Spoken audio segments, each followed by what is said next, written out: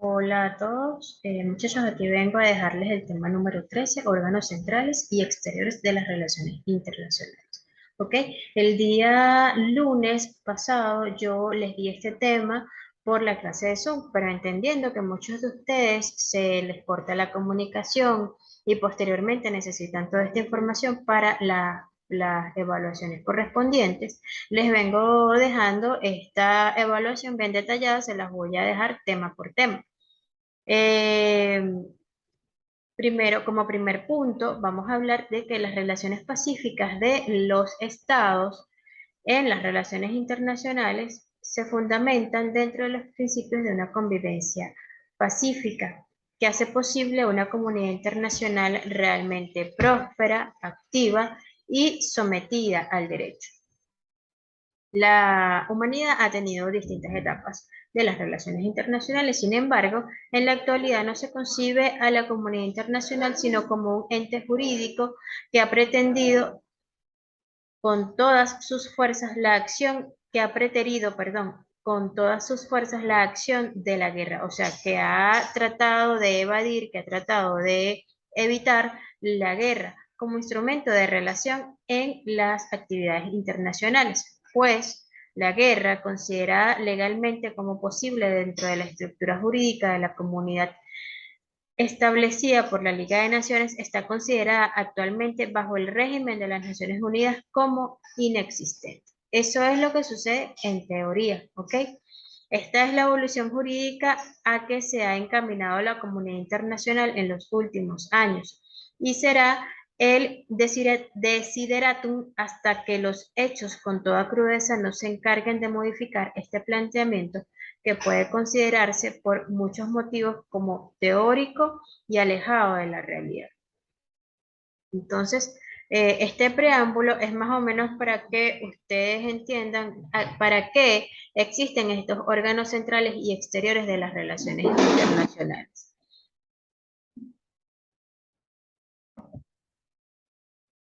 Dentro del concepto tenemos que son aquellos entes del Estado que se ocupan de la conducción de la política exterior y según Rosu se dividen en órganos centrales, que es el jefe de Estado y el Ministerio de Relaciones Exteriores, y los órganos exteriores, que son los servicios diplomáticos y consulares.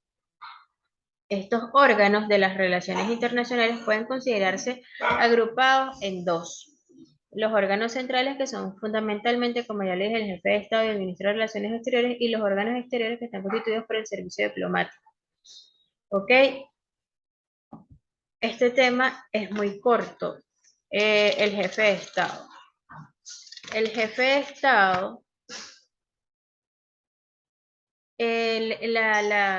la concepción de jefe de Estado es esencialmente constitucional y es el funcionario que en las relaciones internacionales representa al Estado. Desde el punto de vista constitucional, el jefe de Estado puede ser unipersonal o colectivo y a veces un mismo jefe de Estado puede ser varios, y a veces el jefe de Estado puede ser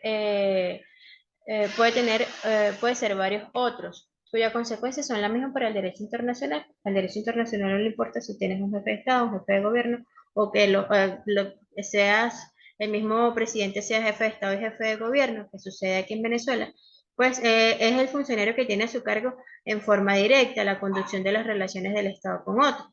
Los cambios que se produzcan de quien ejerce la jefatura son regulados por el derecho interno de cada país, así como los derechos y deberes que tenga conforme al cargo, y estos se traspasan a quien deba suceder, es decir, a quien posteriormente es elegido de manera democrática y a quien es elegido por el derecho eh, cuando son heredados los cargos, por ejemplo, en los sistemas monárquicos como Luxemburgo, Inglaterra, España, que estos personajes monárquicos detentan ciertas funciones diplomáticas.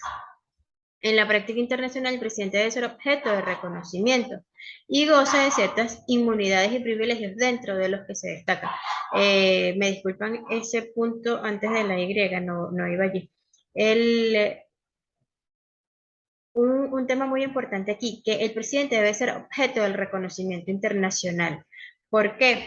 Porque los presidentes que llegan al poder de facto o mediante actos írritos o mediante golpes de Estado deben de cumplir con un proceso debido dentro del Estado-Nación para que puedan ser reconocidos por la comunidad internacional.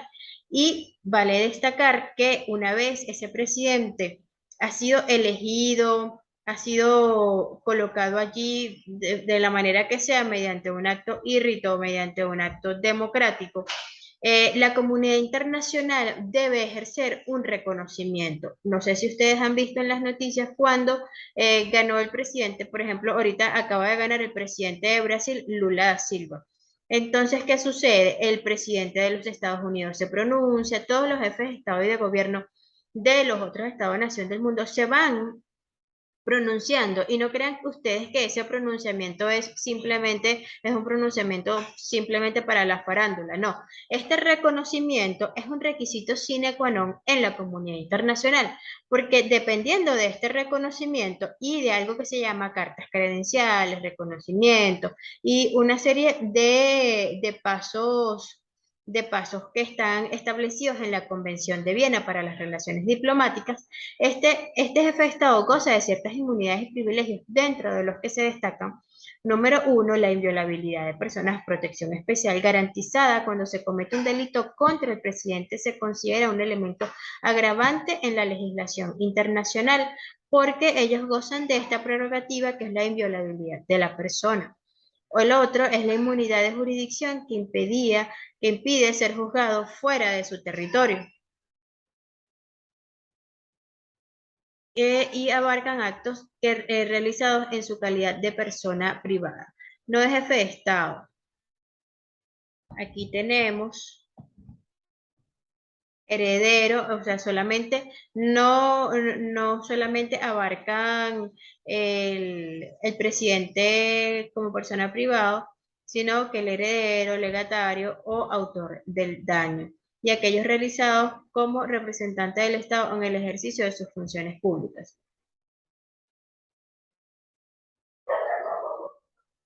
Entonces, los jefes de Estado fuera de su territorio gozan de ciertas inmunidades. Inmunidades, no es que estas personas no van a ser juzgadas, no van a ser detenidas, sino que se debe cumplir un procedimiento previo establecido en los pactos y convenios internacionales. Y esto sucede ¿por qué? Porque en caso de existir rencillas entre un jefe de Estado y otro jefe de Estado, y este jefe de Estado va allá a negociar algún acuerdo internacional, a negociar algo que tenga que ver con ambos Estados-nación, no pudiera yo aprovecharme de, por ejemplo, tenemos algún problema con el presidente de Perú. No pudiera aprovecharse el presidente de Venezuela cuando venga alguna visita diplomática el presidente de Perú, de detenerlo y de inculparlo por algo que quizás no sucedió o que no hizo, porque se estarían violando principios fundamentales y esenciales del derecho internacional.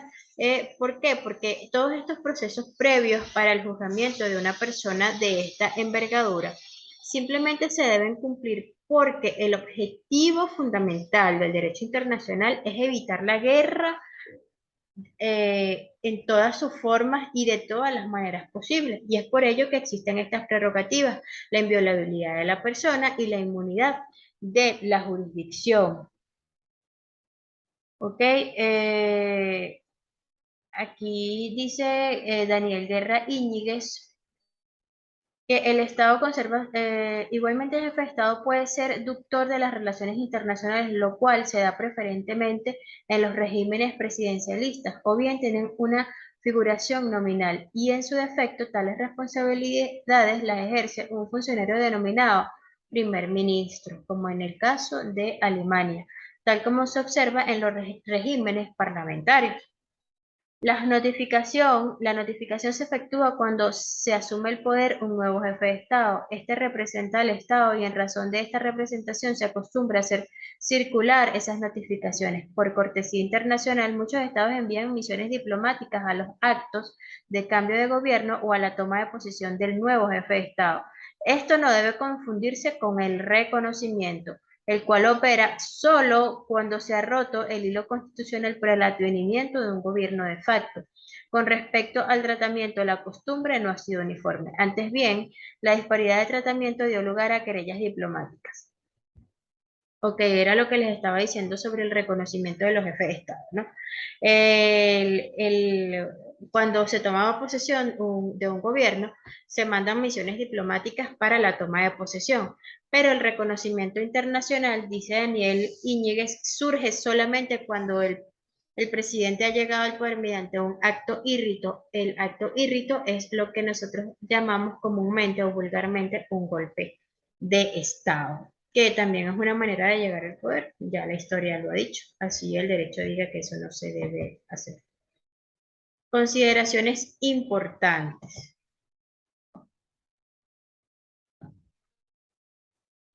Este concepto de inmunidad de jefe de Estado se está transformando desde la orden de la detención que libró el juez Baltasar Garzón contra Augusto Pinochet en Londres y más recientemente en las acusaciones y órdenes de aprehensión contra jefes de Estado en función por la violación de derechos humanos cometidas contra sus nacionales, como Omar al-Bashir, presidente de Sudán en el año 2009.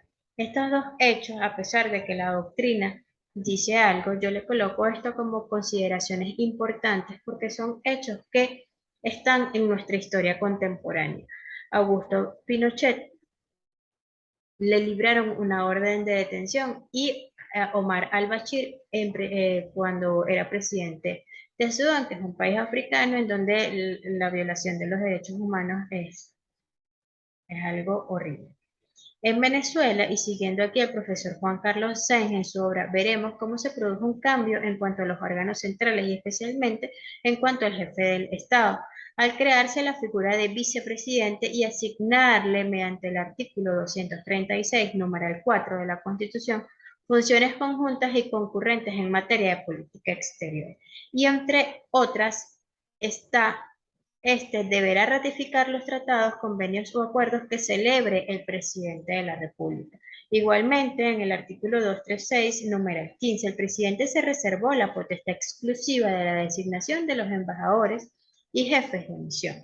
Y aquí debo decirles, muchachos, no sé si ustedes han visto en varias ocasiones y en varias noticias que la vicepresidenta de la República, Delcy Rodríguez, ha salido y ha estado en organismos como la Organización Mundial del Comercio, en donde se han firmado ciertos tratados y convenios internacionales en donde nosotros estamos adaptando nuestro sistema arancelario a las nuevas directrices de la Organización Mundial del Comercio bajo estándares. La OMC va evolucionando y va avanzando bajo la estandarización de las mercancías. Es decir, antes existía un correlativo para las mercancías, ahora ese correlativo se ha ampliado. Esa estandarización, ¿qué quiere decir estandarización? Que estamos entrando en un sistema común para el mercado internacional. Para nosotros poder estar al día con todo lo que sucede en la comunidad internacional y en la Organización Mundial del Comercio, con todo lo que está sucediendo en el sistema mundo y con el avance de China como gran proveedor de las materias primas, nosotros tenemos que adaptarnos a las nuevas maneras de comprar y vender mercancías. Por lo tanto, la vicepresidenta de la República, Delcy Rodríguez, ha viajado en ciertas ocasiones para Nueva York o para donde está el Centro de los Derechos Humanos en Holanda, eh, a ratificar, a firmar en nombre de la República ciertos tratados, pactos y convenios internacionales. Es por eso que se los digo, por lo que está establecido en el artículo 236, numeral 4 de nuestra Constitución. Es patria, es por ello. De igual manera, trabajando en el Ministerio de Relaciones Exteriores, todo el mundo sabe que la designación de embajadores y jefes de misión en el área internacional está muy reservado al presidente o presidenta de la República. El presidente en eso sí es muy celoso y él los nombra a dedo. El ministro de Relaciones Exteriores. El Ministerio de Relaciones Exteriores Es el encargado de la dirección de las relaciones exteriores, unas veces bajo la supervisión del jefe de Estado y otras bajo la del Parlamento. Esto es un concepto de este teórico Rosu. Sin embargo, aquí en Venezuela no es bajo la dirección del Parlamento, sino de la Asamblea Nacional. Sus declaraciones obligan al jefe de Estado, que representa y además ejerce una doble función. Es el instrumento de las relaciones jurídicas entre los estados, es quien obliga, quien dicta las direcciones a sus agentes diplomáticos y participa en la elaboración de derecho convencional cuando concluye acuerdos, cuando interviene en la interpretación de los tratados. Y también es el agente de la política exterior del gobierno y participa del gobierno con ese cargo en las negociaciones internacionales. Y este punto sobre las negociaciones internacionales es sumamente importante, ya que el proceso de negociación, compañeros, es un proceso en el que el diplomático de carrera, el agente de las relaciones internacionales o el que ha sido designado por el Ejecutivo Nacional para cumplir esa función, tiene una tarea muy delicada. Porque cuando se negocia normalmente o tienes algo que perder o tienes algo que ganar. Y es función del negociante buscar los vértices, las debilidades y las fortalezas para realizar una verdadera función de negociación. Y la negociación diplomática no es como la negociación común. La negociación diplomática tiene ciertas técnicas, tácticas y estrategias en donde tú, como representante de tu república, vas a buscar la mejor manera de conseguir la mejor ganancia para tu Estado-nación. Vale destacar que esto solamente lo van a hacer aquellas personas o aquellos sujetos que están realmente comprometidos con el sentido nacional y con el Estado-nación al que representan. En Venezuela se señala que el artículo 236 de la Constitución, que este tiene competencias exclusivas, pero además le agrega la coordinación necesaria con nuestros ministros cuando el tema, con nuestros ministerios cuando el tema así lo requiere. ¿Qué quiere decir esto? El ministro de Relaciones Exteriores va a obligar a la República, también va a negociar con otros estados-nación, pero también va a coordinar cuando sea necesario con otros ministerios. Por ejemplo, la, todo lo que, por ejemplo, sucedió con la misión Milagro aquí en Venezuela. Bueno, se sacaron algunos connacionales, se operaron en otros sitios, en Cuba, en Uruguay, en Paraguay, en varios estados-nación, y estas personas fueron operadas, fueron beneficiadas y posteriormente fueron traídas acá. Antes de que esto se materializara, así como se materializó, el Ministerio de Relaciones Exteriores hizo las coordinaciones debidas con el Ministerio de Salud para agregar a esa lista a las personas que realmente lo necesitaran y mediante un trámite diplomático, estas personas fueron llevadas y posteriormente fueron traídas. Esto antes de ser algo exclusivo del Ministerio de Salud, primero pasó por los canales diplomáticos regulares y este canal diplomático regular realizó las negociaciones pertinentes para que se materializara el objetivo final del Estado-Nación venezolano. A eso me refiero yo cuando en Venezuela se señala el artículo 213 de la Constitución que este tiene competencias exclusivas, pero además agrega la coordinación necesaria con otros ministerios. Por ejemplo, ahorita estamos teniendo en la parte del ALBA unos juegos deportivos. Bueno, nosotros tenemos en el ALBA unos juegos deportivos en donde vamos a salir y todos los países del ALBA van a colocar a competir a sus mejores deportistas. Entonces el Ministerio de Relaciones Exteriores, en coordinación con el Ministerio de Deportes, va a realizar las coordinaciones pertinentes. ¿Por qué? Porque se trata de relaciones exteriores, muy a pesar de que es una materia deportiva. Órganos exteriores.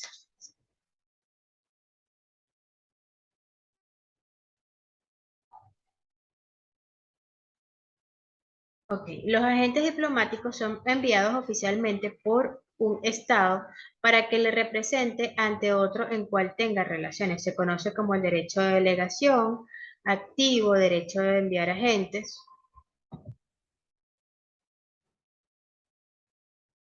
entran en funciones con el plazo que debe ser representado al jefe de Estado, donde ha sido acreditado, y tiene por objeto saber si es una persona grata y si es aceptado recibirá las cartas credenciales que contienen sus instrucciones y que serán presentadas al jefe de Estado o al ministro de Relaciones Exteriores. Notificando de su llegada al país, esa fecha marca la precedencia con la relación al resto del cuerpo diplomático y se clasifican en embajadores y nuncios, enviados extraordinarios, en encargados de negocios.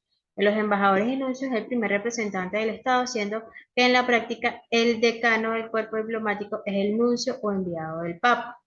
Esto tiene mucho que ver con la Iglesia Católica. Eh, pues el Vaticano ha manejado ciertas figuras diplomáticas con estos denuncios. De hecho, ellos tienen con ciertas instituciones como la Orden de Malta y otras que yo se las mandé a ustedes en el ensayo. Enviados extraordinarios. El Estado puede designar, dependiendo del Estado y de las relaciones que tenga con un ministro plenipotenciario o también denominado internuncios. Encargados de negocios, que pueden ser permanentes o temporales, ocupan eventualmente el cargo de embajadores ante las ausencias de este por muerte o traslado o por legación. Esto ya forma parte, en cuanto a la alegación, forma parte del tema número 14. Eh, Hay otra figura que dice que en Venezuela la Ley de Inmunidades y Prerrogativas de Funcionarios Diplomáticos Extranjeros de 1945 confiere al funcionario diplomático extranjero el goce de todas las inmunidades y prerrogativas que autorice el derecho internacional, es decir, inviolabilidad de personas, bienes y residencias, libertad de conciencia, exención de impuestos. Los diplomáticos no pagan impuestos en el país donde estén, exención de jurisdicción civil y criminal. Si estas inmunidades y prerrogativas se acuerdan a los funcionarios diplomáticos extranjeros que representan al jefe de Estado en su país, a fortiori deben concederse en la forma más amplia al jefe de Estado cuando esté de visita en el extranjero. También hay otra figura que es el secretario de Estado o de Relaciones. Hay países en donde no se le llama ministro de Relaciones Exteriores, sino que se le llama secretario de Estado. Hablando de Venezuela, en Venezuela el Ministerio de Relaciones Exteriores cumple esa función, cumple funciones específicas y está dirigido por un funcionario de la libre elección del presidente y de acuerdo al Estatuto Orgánico de Ministerios de 1950 corresponde al despacho lo concerniente a la actuación internacional de la República como nación soberana, la conducción de las relaciones con los estados extranjeros y organismos internacionales, la representación de la República en conferencias y congresos internacionales, la negociación, la firma, la ratificación, la adhesión, las reservas, las prórrogas, ejecución y denuncias de tratados, convenciones, acuerdos y convenciones internacionales, la protección de los derechos e intereses de los venezolanos en el exterior, la dirección de la política exterior de la República, la representación y defensa de los intereses de la misma en las controversias internacionales. Eso le corresponde a al ministro de Relaciones Exteriores o a los que representen los órganos de las relaciones exteriores. Les voy a colocar este video como el tema 13 y para que no me pese mucho les coloco el tema 14, luego el tema 15 para que tengan el material de la próxima evaluación.